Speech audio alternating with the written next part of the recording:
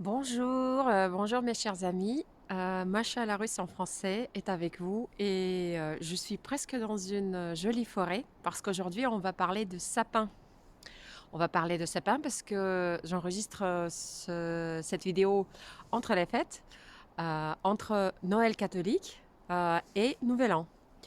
Et vous allez apprendre dans cette vidéo l'histoire des sapins en Russie pour les fêtes de fin d'année. Je dirais comme ça, je ne vous dis pas plus parce que c'est au cours de la vidéo que vous allez vraiment comprendre pourquoi je ne l'appelle pas sapin de Noël par exemple, ma vidéo et le sujet de cette vidéo.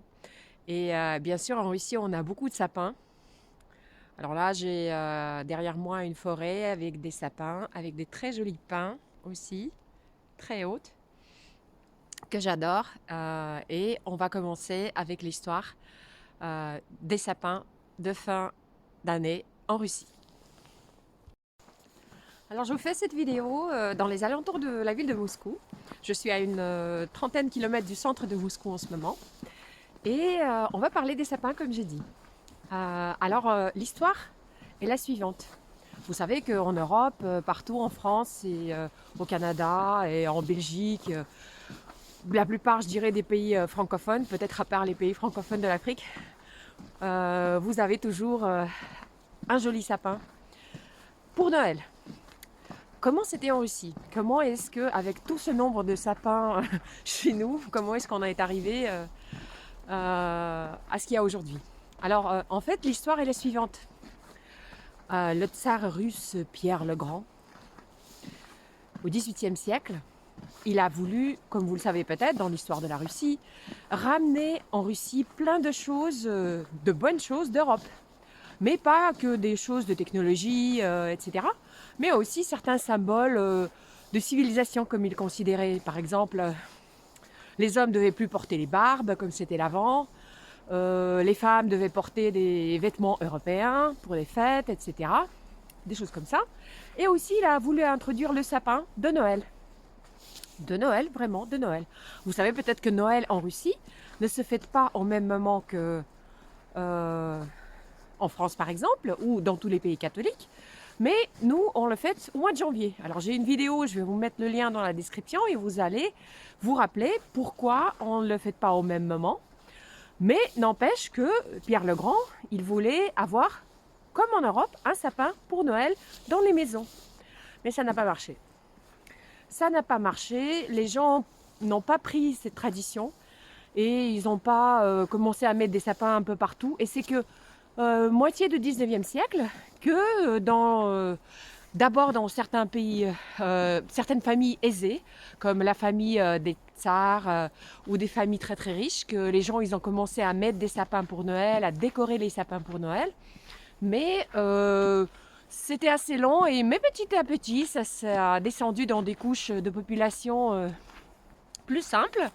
Et voilà, les gens ils ont commencé à faire ça.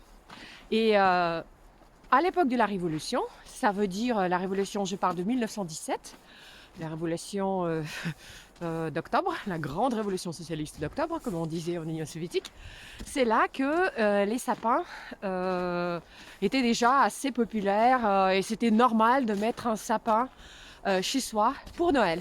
Voilà, donc là, le casse-noisette, toute la beauté de la musique de Tchaïkovski, on le voit, ça illustre très très bien que vraiment cette tradition de sapin joli et décoré, il était déjà très traditionnel, en tout cas pour la plupart des familles qui avaient les moyens d'avoir un joli sapin avec des cadeaux pour ses enfants à Noël. Voilà, donc ça c'était avant la Révolution. Et qu'est-ce qui s'est passé après? Alors, vous savez peut-être que les bolcheviks, quand ils ont fait la révolution, ils ont voulu quand même avoir la population plutôt favorable, on va dire, à tout ce qui est valeurs, nouvelles valeurs. Ça veut dire qu'il fallait effacer les anciennes valeurs. Et donc, la religion, ça faisait partie des anciennes valeurs. Et la religion a été mise dans un, on va dire, dans un cadre, on l'appelait l'opium pour le peuple. C'est comme ça, vous savez, vous allez bien comprendre ce que ça veut dire. Donc l'opium pour le peuple, qui était la religion, qui faisait endormir le peuple, qu'il ne voyait pas l'injustice avec les tsars, etc., etc. Donc du coup, tous les symboles religieux, et ça c'est l'époque quand a commencé la destruction des églises, voilà, donc il y avait des prêtres qui ont été poursuivis, etc., etc. Donc ça, à cette époque-là, tout a commencé, et le sapin, il était parmi les choses, parce que c'était un sapin de Noël.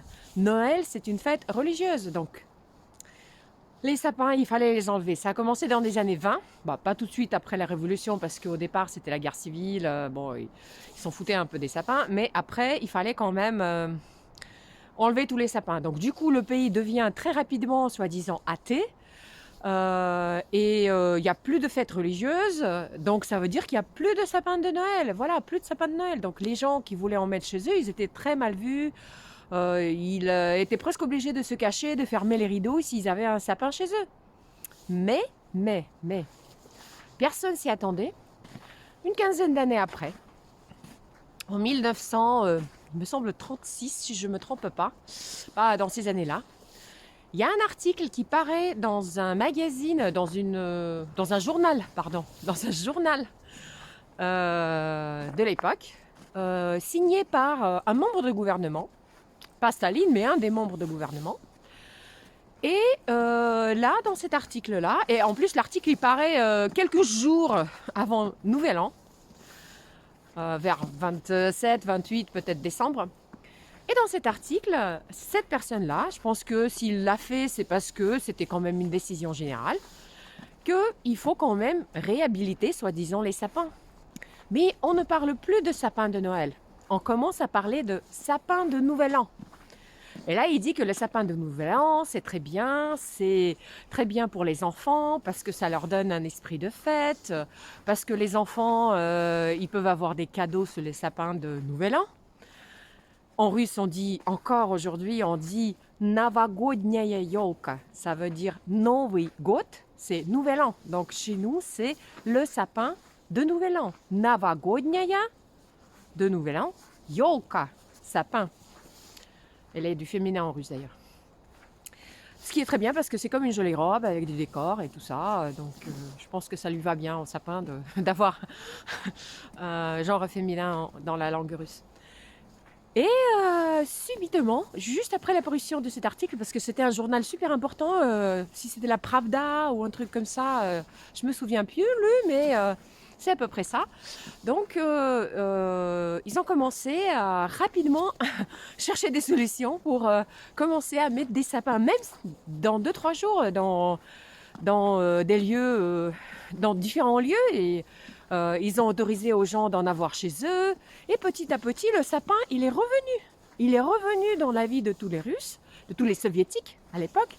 Sauf que c'est devenu un autre sapin. Et moi, je suis née dans les années 70. À partir de mon enfance, j'ai toujours connu pour le Nouvel An le sapin chez moi. Alors, soit un sapin naturel, parce que ma mère, elle privilégiait toujours le sapin naturel. Après, on a aussi des sapins artificiels, toujours décorés, avec des cadeaux sous le sapin, comme vous le savez bien, sauf que chez nous, et à partir de mon enfance, je l'ai toujours connu comme ça se passait jamais à Noël, ça se passait au Nouvel An. Donc, pour nous, la fête de la famille principale, c'est le Nouvel An. Et c'est là qu'on s'assoit, toute la famille ensemble, dans la nuit. On n'a pas de déjeuner le lendemain, c'est vraiment la nuit, même vers minuit qu'on fête ça en famille, tous ensemble. Bon, après, il y a bien sûr des gens qui ne vont pas spécialement fêter ça en famille, il y en a qui vont fêter ça ailleurs, mais quand même c'est ça la fête principale de la famille. C'est là qu'on va se dire, ah je vais aller voir ma mère parce que je vais passer la fête avec elle, par exemple, parce que je ne veux pas qu'elle soit seule ce jour-là, ou je vais aller accompagner mon père parce que je ne veux pas qu'il soit seul, s'il est seul, imaginons, ce jour-là. Donc c'est vraiment devenu la fête principale avec les jolis sapins. Et maintenant, je vais vous montrer un petit peu comment ça se passe aujourd'hui avec la vente des sapins à Moscou et à côté de Moscou. Et aussi, je vais vous montrer mes sapins à moi, chez moi. Alors, il faut savoir aussi que la spécificité des sapins de Nouvel An en Union soviétique, c'était aussi un peu le décor. Apparemment, un écolier, soi-disant un écolier, a proposé à un moment donné que le haut du sapin, il doit être décoré par une étoile rouge.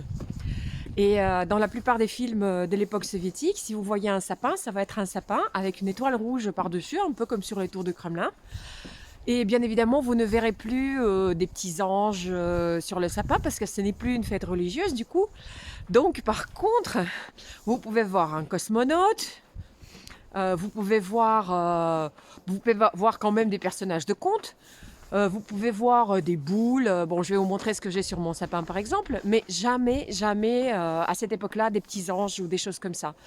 Mais après, bien évidemment, il y a eu plus de choix dans les décorations pour les sapins et donc maintenant de nouveau, il y a des gens qui mettent un peu les décors soi-disant un petit peu religieux. Donc voilà, les décors, ça jouait aussi. Tout est un petit peu lié à contexte historique, on va le dire comme ça. Donc voilà, je vous ai promis de montrer mon sapin de Noël. Ça, c'est le sapin principal. C'est un sapin artificiel parce que j'aime pas trop faire le ménage. Donc, comme vous voyez, il n'y a pas d'étoile. Aujourd'hui, les gens n'en mettent pas. J'ai une petite collection de décorations de Noël un peu vintage. Ça, c'est des années surtout 50, 60, 70. Alors, j'ai un petit clown. Ça, c'est comme un feu. Ça, c'est plutôt un petit peu comme une boule de glace, mais une boule de glace. Voilà, les boules. Une petite cloche. Ça, c'est des années. Ça, c'est, je pense, des années 80. Ça, c'est mat. Déjà, la couleur, elle est mat. Une petite maison. Alors, il y a des fruits. Aussi, une petite maison avec la neige par-dessus. Ça se voit peut-être pas trop, mais c'est une petite maison. Regardez bien. Alors, un noix. Le Père Noël. Un hibou. Un garçon oriental, des contes. J'ai un cosmonaute. Voilà, j'ai un cosmonaute. J'ai un petit âne des années 80 de chez ma mère. Voilà. Et à côté du sapin, qu'est-ce que j'ai? Alors j'ai le Père Noël. Ça, c'est le Père Noël de mon enfance en plastique. Avec sa petite fille, Snigurechka. Alors cette année, j'ai décoré aussi mes plantes. Mes plantes. Et j'ai même décoré un petit peu les cactus. Bon, je vais vous montrer les autres sapins que j'ai. Alors dans l'autre pièce, j'ai un tout petit sapin plastique, mais je l'aime beaucoup parce que c'est ma grand-mère qui l'avait. Il est tout tout tout petit, voilà. Pour le décor, la plupart du décor, les boules un peu plus grandes, c'est moi qui les ai achetées parce qu'il restait plus rien. Sinon les petits trucs en plastique là, vous voyez, le concombre, le petit citron, il est plastique, il est pas très joli. Alors là, le petit Père Noël, attendez, je vais le tourner, tout petit. Ça, c'est... alors, la petite poire, là, ça, c'est version originale, c'est ce qu'il y avait initialement sur ce petit sapin. Mais c'est pas tous les sapins chez moi. Alors, le grand rêve de beaucoup d'enfants à l'époque soviétique, c'était d'aller voir ce qu'on a appelé la fête de Nouvel An de sapin principal. C'était le sapin qui se situait au Kremlin, Kremlovskaya Yolka. Ça veut dire que c'est des fêtes pour les enfants spécialement organisées. Il n'y en avait pas qu'au Kremlin. Il y en avait un peu partout, dans les théâtres, dans des cirques, etc., etc. Des fêtes avec des spectacles, des cadeaux. Mais l'endroit principal, c'était le Kremlin. Et à partir d'un certain moment, ils mettaient dans le Kremlin un énorme vrai sapin qui faisait peut-être 2-3 étages. Et ils faisaient des fêtes avec les enfants. Et ça a démarré encore à l'époque de Staline. Et ça a duré, je crois, jusqu'à des années 90-2000. Mais je pense que ça existe encore, peut-être sous un format légèrement différent. Et les enfants, mais ce n'est plus la même valeur qu'à l'époque. Donc les enfants, ils adoraient aller à ce sapin de Kremlin qui était une fête et où il y avait les meilleurs cadeaux. Les cadeaux, c'était toujours des bonbons, mais c'était les meilleurs bonbons. Chaque année, à ce sapin de Kremlin, l'emballage, la boîte dans laquelle se trouvait le cadeau, se trouvaient les bonbons, elle était différente, toujours un petit peu liée avec l'architecture du Kremlin où se passait cette fête. Alors, comment faire aujourd'hui si vous voulez acheter un sapin à Moscou ou aux alentours de Moscou? Alors, à partir du 20 décembre, il y a des marchés de sapins qui sont comme ça exposés dans la rue. Donc, vous pouvez choisir votre sapin, comme celui-là, l'emballer avec ce truc bizarre. Donc, le sapin, il va être un tout petit peu coincé. Et voilà, il y a des sapins assez sympas. Il y a du choix. Donc des bazars comme ça, c'est un peu comme les bazars à pastèques à Moscou ou à fraises quand c'est la saison. Et là, c'est la saison des sapins. Mais on peut l'acheter pas que dans la rue, mais aussi dans certains magasins de bricolage. Je vais vous montrer comment ça se passe. Alors ça, c'est un exemple. Je suis sur le parking de Leroy Merlin. Et ici, on peut acheter également des sapins. Comme vous voyez, les gens, ils s'achètent. Et on est bien, là on est bien le... quelle date on est aujourd'hui? Le 28 décembre. Et il y a déjà des promos sur les sapins. Alors regardez bien, celle-ci elle coûtait 10 000 roubles. Et comme on est vraiment à quelques jours de Nouvel An, elle coûte que 1000. Énorme promo. Pareil, ici, des gros promos, parce qu'il reste vraiment que quelques jours pour commercialiser ces sapins. Voilà, je termine cette petite vidéo sur les sapins de Nouvel An en Russie. Et je veux profiter de cette vidéo pour vous souhaiter à tous une très très belle année 2024.